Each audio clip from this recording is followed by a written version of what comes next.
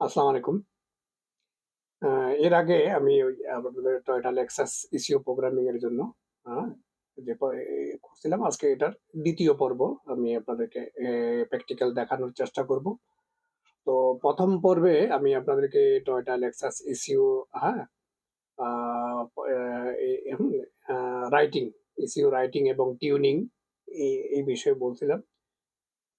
এরপরে যেটা আ হচ্ছে গিয়ে তখন আমি একটা কথা বলছিলাম আপনাদেরকে যে ইসিও গুলো রিড হবে না, হ্যাঁ? আর প্রোগ্রামার এটা দিয়ে দেখাইছিলাম। তো এই প্রোগ্রামারটা আসলে কি এটা সস্তার ভিতরে আসলে অনেক কাজ করা যায়। তো এই আমাদের কাছে এর চাইতে অনেক দামি প্রোগ্রামার গুলো আছে। একেকটা এখানে দেখতেছেন এখানে আশেপাশে যেগুলো আছে ১০,০০,০০০, ১২,০০,০০০, ১৫,০০,০০০, ২০,০০,০০০ টাকা একেকটা প্রোগ্রামারের দাম। ঠিক আছে? তো এখন আজকে যেটা দেখাবো এর আগে আমি ভিডিওতে আপনাদেরকে বলছিলাম যে কিছু ইসিও আছে বিশেষ করে জেনারেশন 1 এবং জেনারেশন 2 এই ইসিও গুলো রিড করা যায় না। ওটা কোম্পানি ওইভাবেই তৈরি করছে, এগুলো রিড করা যায় না। বিশেষ করে এই প্রোগ্রামারটা দিয়ে। যেহেতু আমি এই প্রোগ্রামার তখন অনেকেই আপনার কনফিউশনে যদি আমি বলতাম আ রিড করা যায়, আবার বলতাম যে রিড করা যায় না। সেক্ষেত্রে ১ম এ আমি বলছি কি এগুলো দিয়ে শুধু আইডেন্টিফিকেশন হবে, রিড করা যাবে না। এখন আমি রিড করা না গেলে অনেকে আ হ্যাঁ?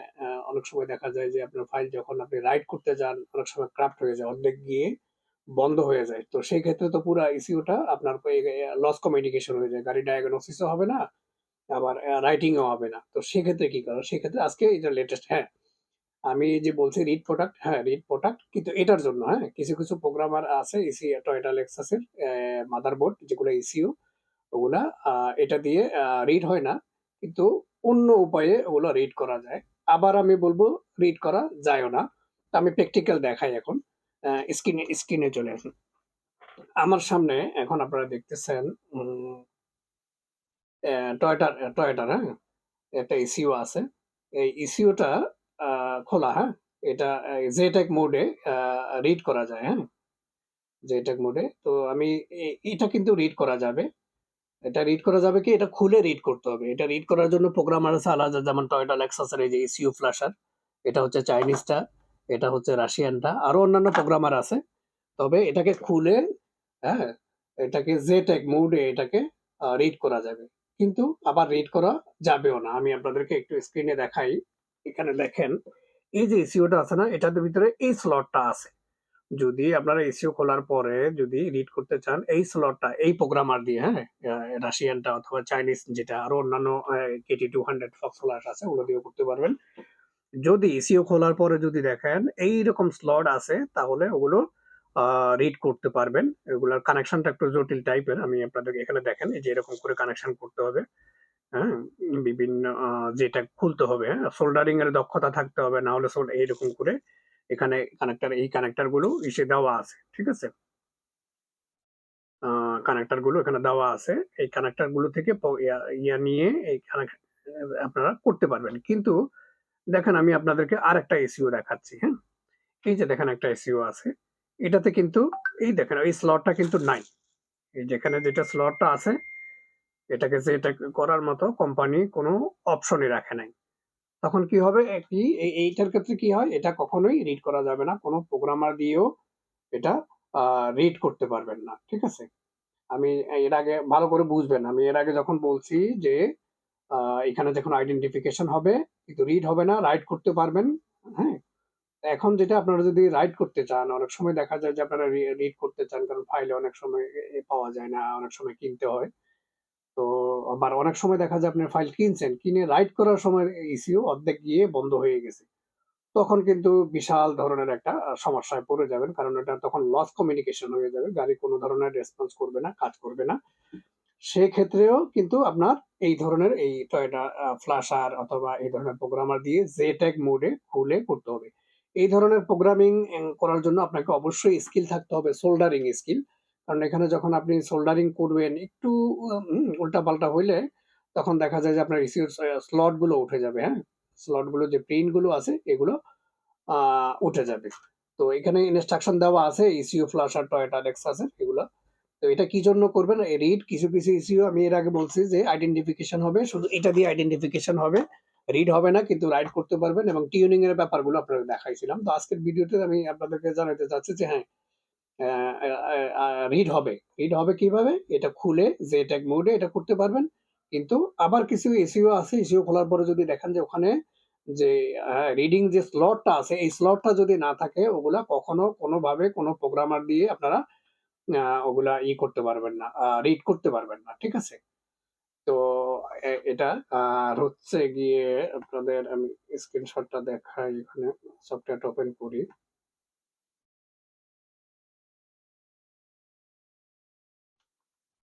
আচ্ছা, এটা হচ্ছে টয়োটা লেক্সাসের ক্ষেত্রে। এখন আমি যে প্রোগ্রামারটা দিয়ে, হ্যাঁ, এই আমাদের এক্সপ্রো 5 বা এসএমডব্লিউ যেটাই বলেন, ওটা দেখাইছি। এটা দিয়ে কিন্তু শুধুমাত্র টয়োটা লেক্সাস না, বিভিন্ন ধরনের ব্র্যান্ড আছে। টয়োটা লেক্সাস আছে, ফোর্ড আছে, মাজদা আছে, হুন্ডা আছে, নিশান আছে, হ্যাঁ, বিভিন্ন কিয়া, হুন্দাই আছে, তারপরে হচ্ছে গিয়ে আপনার Mitsubishi, land rover, Jaguar, Mercedes, হ্যাঁ, তারপর আরো বিভিন্ন ধরনের ব্র্যান্ড আছে, ছোট গাড়ি, বড় গাড়ি, এগুলো কিন্তু আপনার এটা দিয়ে করতে পারবেন। কিন্তু টয়োটার ক্ষেত্রে, টয়োটা লেক্সাসের ক্ষেত্রে যে ডিফারেন্ট, হ্যাঁ, ওই জিনিসটা আমি আপনাদেরকে বুঝাইতেছি। আবারও বুঝেন, আমি আবারও বারবার করে বলতেছি। আজকের ভিডিওটা করার উদ্দেশ্য সেকেন্ড পার্ট, যেটা টয়োটা লেক্সাস টিউনিং এর জন্য, রিডিং, রাইটিং, ইসিও প্রোগ্রামিং এর জন্য। প্রথমে যে পার্টটা দিছিলাম, ওই পার্টে আপনাদেরকে আমি সরাসরি ইসিও রিড করে দেখাইছি, এবং টিউনিং করে কিভাবে রাইট করবেন, ইমো অফ করবেন, ডিপিএফ, ইজিআর, যে কোনো ধরনের মডিফিকেশন করার পরে রিড হবে না কিন্তু রাইট করতে পারবেন। কিন্তু আজকের ভিডিওটা করার কিছু কিছু ক্ষেত্রে, হ্যাঁ, কিছু কিছু ইসিও অবশ্যই আপনারা রিড করতে পারবেন। তবে সেক্ষেত্রে অন্য প্রোগ্রামার, টয়োটা ফ্লাশার বা অন্যান্য প্রোগ্রামার দিয়ে ইসিওটাকে খুলে JTAG মোডে এটাকে রিড করতে পারবেন। কিন্তু আপনারা খোলার পরও যদি দেখেন ওই ইসিওর ভিতরে কোনো ধরনের স্লট নাই, প্রোগ্রামিং যে আপনারা করবেন JTAG মোডে, যে স্লট যদি না থাকে, তাহলে ওই ইসিও রিড করা যাবে না। যদি ফাইল থাকে রাইট করতে পারলেন, আর রাইট করা অবস্থায় যদি আপনার ওই ফেসে যায়, ফাইল যদি ক্রাফট হয়ে যায়, সেক্ষেত্রে আপনি ওটার কিছু করার থাকে না, হয়তো কোম্পানি থেকে সেম ইয়ার ধরে ইস্যু নিতে হবে। এটা হচ্ছে গিয়ে আপনার এই সেকেন্ড পার্টে। তো সেকেন্ড পার্টে যদি আপনারা এখন ধরেন, মনে করেন আমি প্রথম পার্ট অনুযায়ী আপনারা একটা ইস্যু টয়োটা লেক্সাসের যে কোনো আইডেন্টিফিকেশন করলেন, করার পরে আপনারা যেহেতু ফাইল অনেক সময় ফাইলটা নিলেন, বা অনলাইন থেকে কিনলেন, বা আমাদের কাছ থেকে নিলেন, ফাইলটা নেওয়ার পরে যখন আপনি ইস্যুতে রাইট করতে যাবেন কিছু কিছু গাড়ির ক্ষেত্রে, তখন দেখা যাবে কি হয়, রাইট হইতেছে হইতেছে মাঝখানে গিয়ে বন্ধ হয়ে গেল। এরপরে যদি এইরকম বন্ধ হয়ে যায়, ওই ইসিউ এরর চলে আসলে ওটা কোনো কমে আপনি ডায়াগনোসিসও হবে না, আপনার আপনার ইয়াও করতে পারে, আইডেন্টিফিকেশন হবে না, কিচ্ছু হবে না। তখন সেটার ক্ষেত্রে আপনাদেরকে ব্যাকআপ হিসাবে অবশ্যই অবশ্যই এই টয়োটা ফ্লাশার, চায়না অথবা রাশিয়া অথবা KT200 অথবা ফক্স ফ্লাশ, এই ধরনের প্রোগ্রামার গুলো আপনার অবশ্যই দরকার। যেহেতু যে লস কমিউনিকেশন হয়ে গেলে আপনারা ওইটা কোনোভাবে এভাবে পারবেন না, তখন ওইটাকে খুলে JTAG মোডে আপনাকে ওটা রিড রাইট করতে হবে। কখনো ওই OBD মোডে ওটা কাজ করবে না। ঠিক আছে? তো এটাই হচ্ছে সেকেন্ড পার্টের। আর যেটা হচ্ছে, এটা এটা আমি আপনাদেরকে টয়োটা লেক্সাস ডেমো দেখাইছি। এরকম করে যদি প্রতিটা ব্র্যান্ডের দেখাই, অনেক বড় ভিডিও হবে।